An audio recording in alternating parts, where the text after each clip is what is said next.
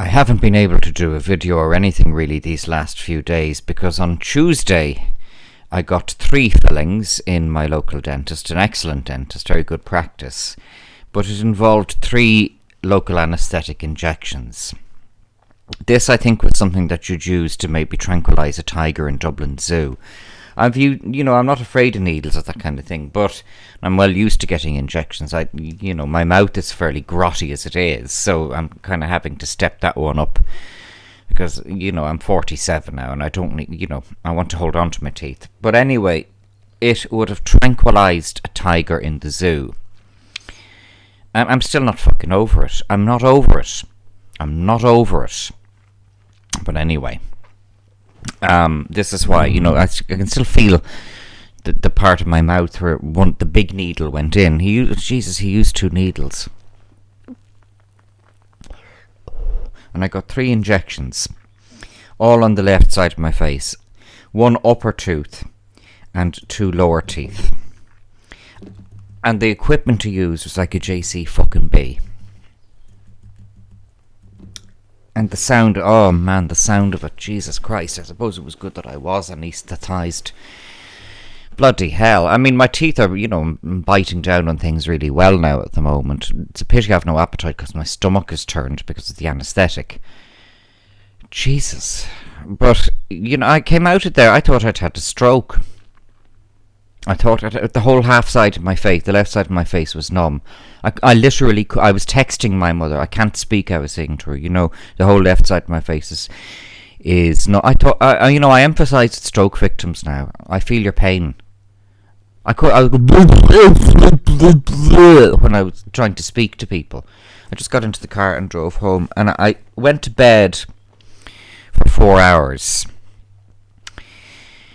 And I put a sock in my mouth to stop me from biting my lip and my tongue because it was so numb. That's a more serious risk even than I'm making it out to be. You could end up biting your lip and biting your tongue and very seriously injuring yourself when your face is so numb as it was there. The injections are administered at 11:30 in the morning. They were still, my face was still kind of numb at 5 p.m. that night. But it was, at least I was able to speak coherently by 5 p.m.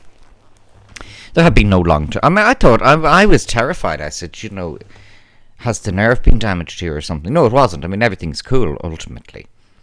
Although I can still feel the hinge of my mouth is still injured from it. But, that'll heal up in the next couple of months, I suppose. But anyway, it's nice to have working teeth as well. There are other issues regarding my mouth that we still need to get on top of, which relate to wearing a mask.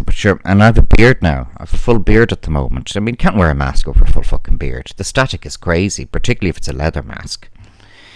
I've digressed. Before I get onto the main topic of this video, I'm going to talk briefly about Thomas Sheridan recommending that one watch 3 films in succession: Gangs of New York, The Irishman, and Taxi Driver, all directed by Martin Scorsese.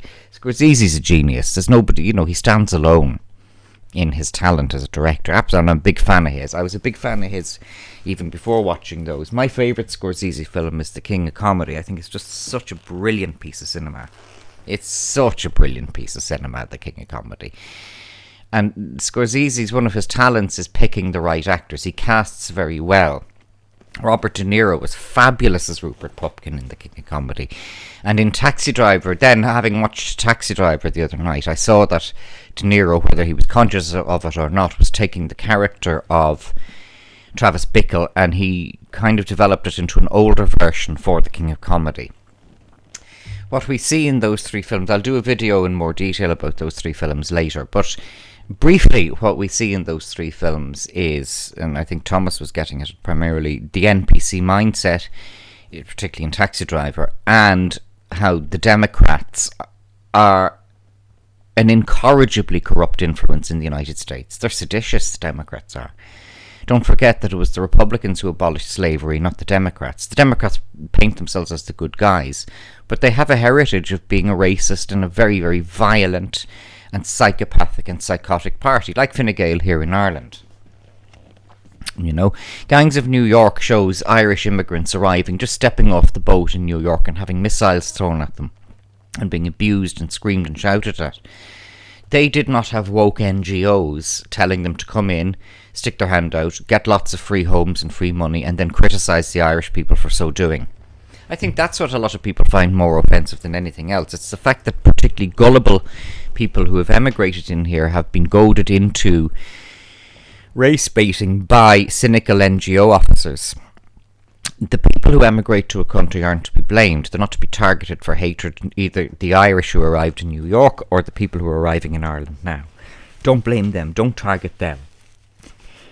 Gullible people who are coming into this country are being led to perdition by woke NGOs who are encouraging them to insult the people in this country and to tell lies about being racially abused here. They're suckers for doing that. But they're not to blame, really, because they're confused, they've arrived in the country, they don't know what to do, and they're being fed these lies by NGOs and by primarily the Irish Times. RTE is very, very bad as well, but proportionately the Irish Times is worse. The Irish Times is the most seditious race-baiting element in this country at the moment. Unforgivable. But this is what we see in Gangs of New York. Irish are arriving in New York, and they're spoken about in the way that many racist people would be inclined to speak about the people who are coming into Ireland now. So it's interesting to see both the comparison and contrast. As I said, the Irish who arrived in New York arrived with nothing and they were given nothing. And then when they would arrive at New York Harbour, the more gullible ones would be they would sign one document to make them US citizens, and just put in front of them at the same time was the other document to draft them into the Union Army. They were confused, they didn't know what to do, they were told they'd get 3 meals a day. They weren't told they'd have their arms and legs shot off them down in Pennsylvania or Tennessee or somewhere. They weren't told that bit. But at the time in Gangs of New York, the Civil War was raging very, very viciously, and there was the need to get as many fodder into the Union Army as possible. So these poor Irish men who arrived off the boat, they'd good enough English to join the shaggin' Union Army, didn't they? And they were recruited the moment they stepped off the boat. They signed, the first document they signed was US citizenship, so they were US citizens. Yes, they were US citizens, and then as US citizens they could be drafted. And that's how it worked. It's an interesting film, Gangs of New York, and what you also see across the three films, Gangs of New York, The Irishman and Taxi Driver, is that it's not Europe. The United States of America was a far wilder country. It still is. It still is far wilder than what we're accustomed to in Europe, and our mistake is to take a condescending European attitude to the United States. We're seeing this now with the present US presidential election. Presidential elections in the United States aren't like similar elections in Ireland. In Ireland, the vote is considered much more sacrosanct than it is in the US. If you look at the way the US Constitution works, and actually the long-term practice of US presidential elections, they're little more than a straw poll. Andrew Jackson became president without winning the Electoral College and without winning the popular vote. Ultimately, it went to a congressional vote. There's nothing to say that won't happen this time. Among other options. I still haven't seen anything to suggest that Trump isn't going to get a second term. And we can see how the whole tone of things is changing, because Trump, unlike the Democrats, actually understands the heritage of the US Constitution. But the US, at the times of Gangs of New York, The Irishman and The Taxi Driver, was much wilder. There was much less law and order in the US. It's a new society. It's a society that was colonised and moved eastwards from the 13 original colonies, which became the 13 states. You know, and when you get out, particularly when you go to what are called so condescendingly the flyover states, you see that rule of law that we take for granted in Ireland doesn't exist there, and it never did. They're wilder societies. They're more anarchic, particularly when you get out of the built-up areas. So this is why it's so important for the people to retain their guns. I have digressed far. We're talking about Micheál Martin, because there's a grand old video of Micheál today.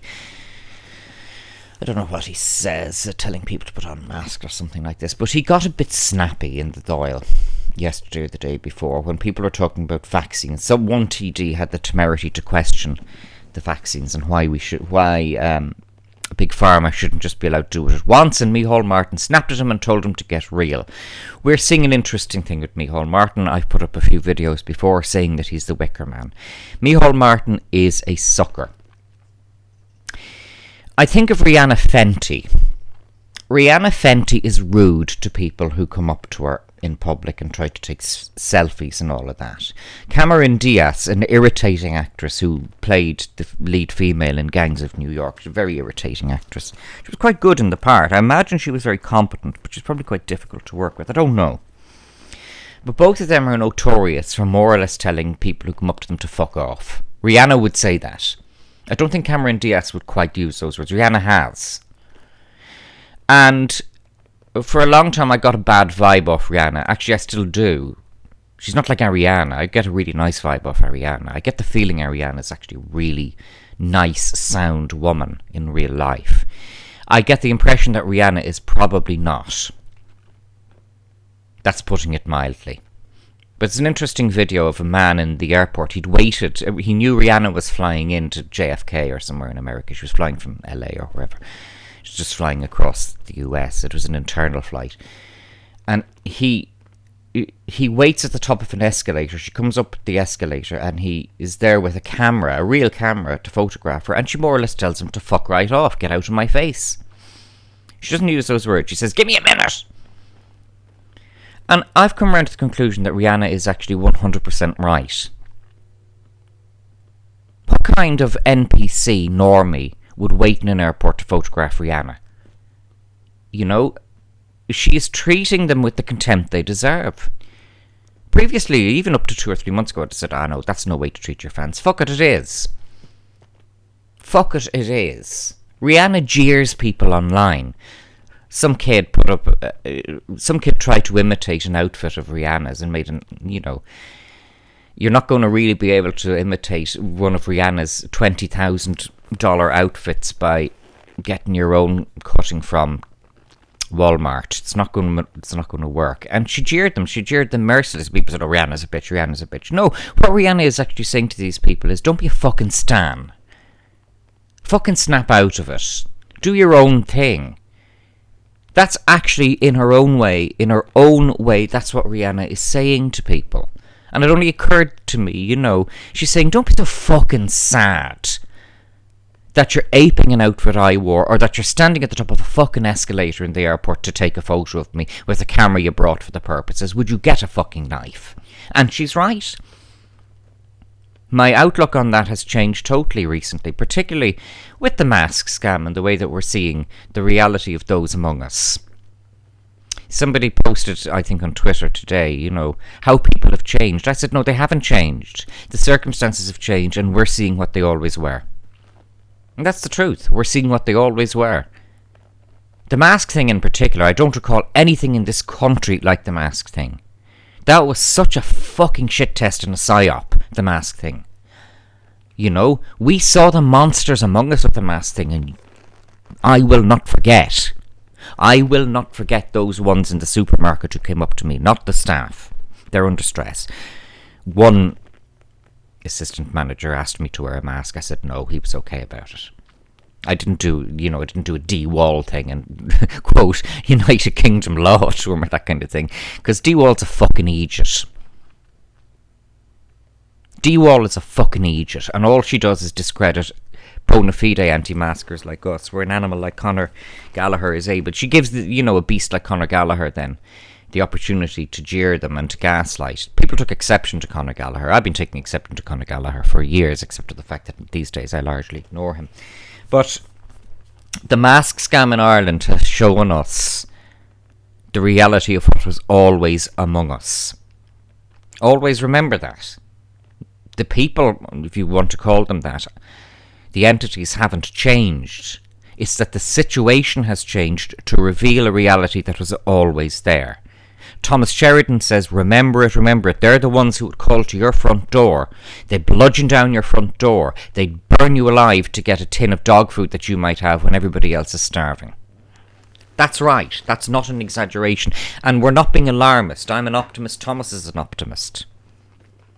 Dave Cullen is great. His videos are great. But sometimes he can be rather pessimistic. Whereas We're not pessimistic. Okay, I'm angry and I'm vulgar on many occasions, but at the same time, I wouldn't be doing this if I didn't think we were winning. We are winning. Particularly in Ireland. The alternative media here is just blowing it to bits here. We're doing a great job here in the alternative media. Just sitting at home talking into our computers or doing what they do. You know, we've scared the shit out of these fuckers. We've scared the shit out of them. And I'm not even taking money for this. Anyway, Micheál Martin. It's interesting to see how Micheál Martin has been warped by being Taoiseach. One of the things that he started doing was, now he put up a tweet, you know, about that piece of pornographic shite, Normal People, and oh god, no, I haven't even watched it. I just know it's going to be fucking dismal.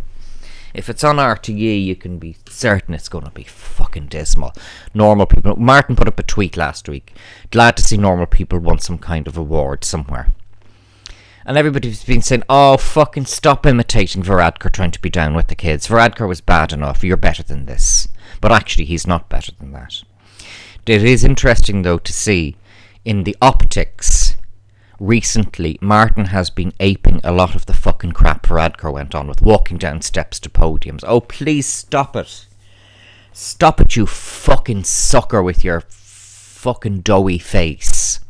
Your weak, doughy face and your plaintive voice. You fucking do-gooder. He would have been deputy head school prefect, and you know, and I bet he was. I also bet he collected and organised for the Vincent de Paul, which is actually an NGO. Take a look at the St. Vincent de Paul. Take a look at it, actually, and see that, you know, that's a wealthy corporation. Like Barnardo's and Oxfam and all of these NGOs. You know? But Martin is now turning nasty.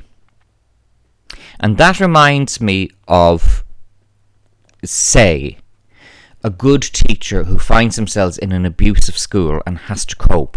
They have to cope with an abusive principal, and they have to cope with kids who've run wild and who themselves have become abusive through no fault of their own, because the management of the school is an abusive management. I've seen that at first hand. I've walked out of schools rather than compromise myself.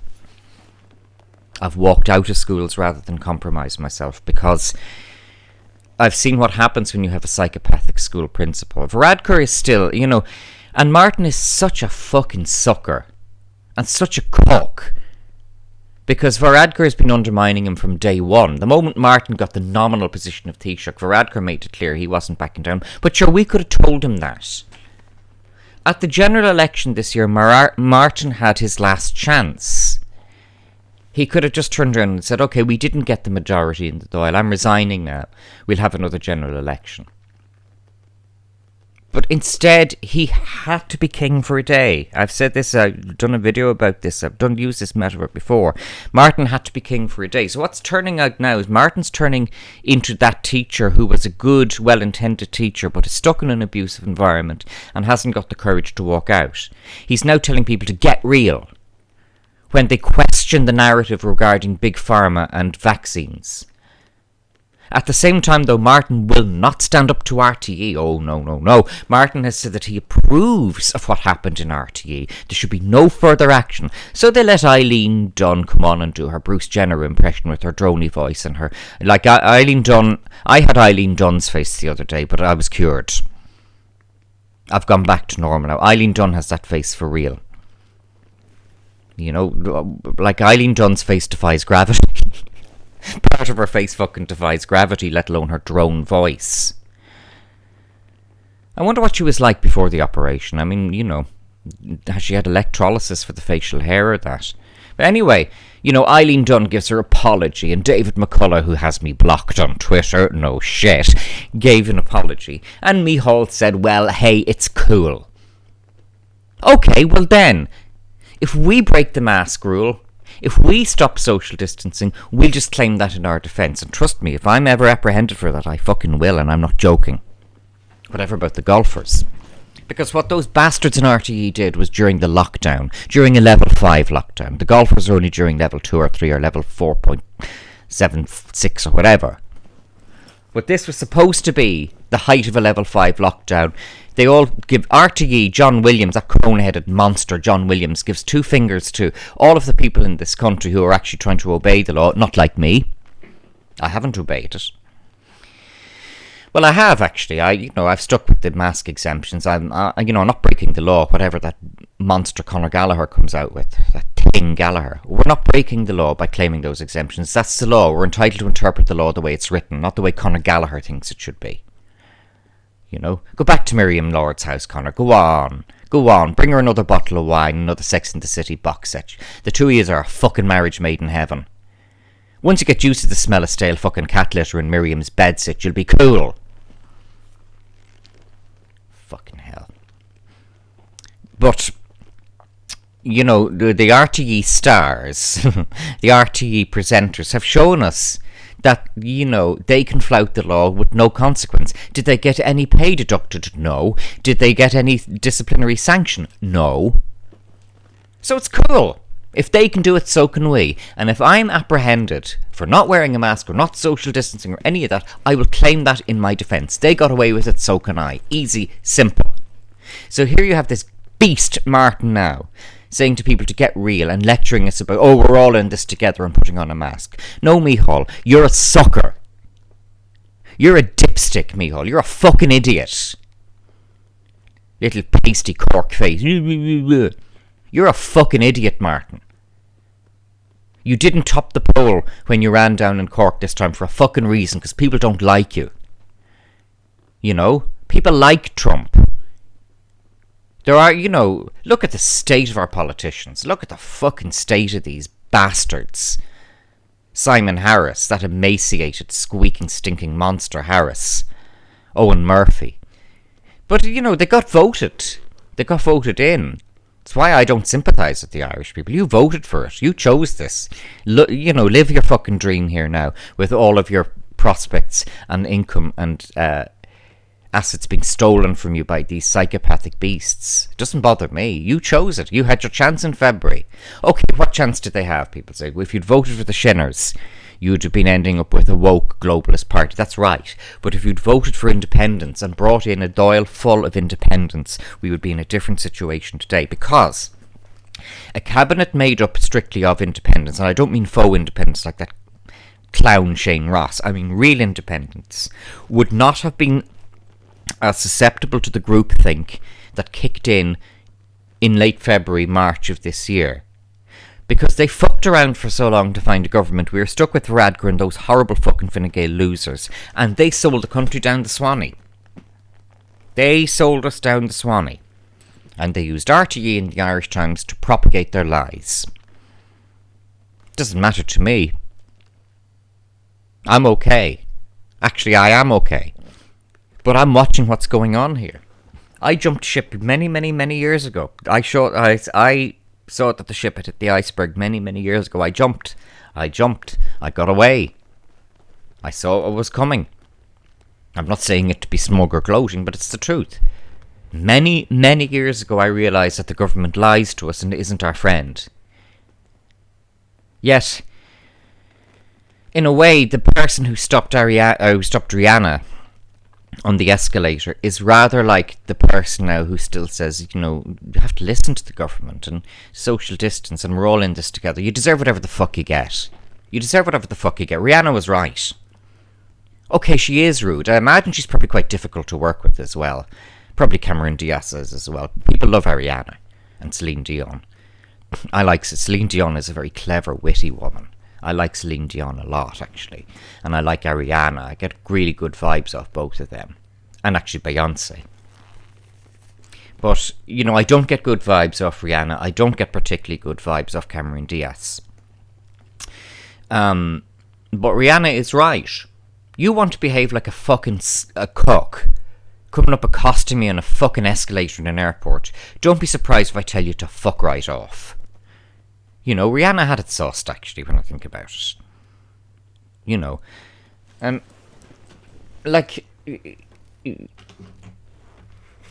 The more I think about it, Rihanna was ahead of me. Like, there's this normie NPC who spent his time waiting in the airport to take a photo of her. Ah, would you fucking get a life? Would you get a fucking life? You know, and she is right. She treated that NPC normie who waited. For fuck's sake, waiting at the escalator in an airport to take a photograph of a pop star who doesn't know you. She doesn't know you, man. It's like the people, you know, who have a framed photograph of Prince Edward above their toilet somewhere in Sussex. Or Suffolk or Norfolk or Northumbria or somewhere. You know, Prince Edward doesn't give a fuck about you, you daft bollocks. The royals don't give a shite about you. They laugh at you behind your back. You know? And increasingly, this is what's happening now. Those people in RT, they're laughing at us. They're not laughing at me. I'm laughing at them, actually. Particularly Eileen Dunn. Oh, man. But, you know, and their colleague, they were saying goodbye to their colleague. She was the reception manager. Yeah. A fucking charge hand in RTE, in charge of the rosters and the reception. She's on a full-time, well-paid, permanent unionised job. Now she goes off to, you know, a gilt-edged pension. And do you know what? It's because they can, and do you know what? It's because they're fucking let.